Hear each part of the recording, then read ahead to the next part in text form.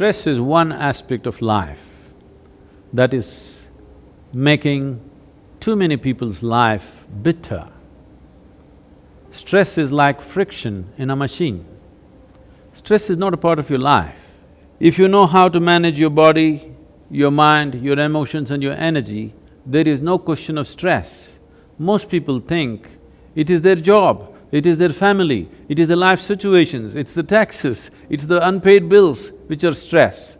Stress is essentially your inability to manage your own system. That is, there is not enough lubrication in the system to function in a smooth and easy way.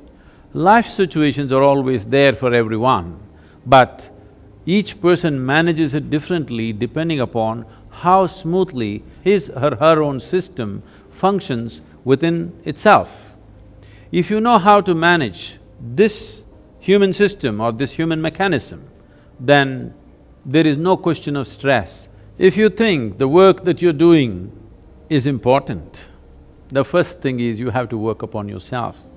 If you have intentions of wanting to expand the scope of your life, first thing that you have to do is work upon yourself, because how successful you are in the world essentially depends how friction-free this mechanism is. You can bring your system to a frictionless state of function with simple practices.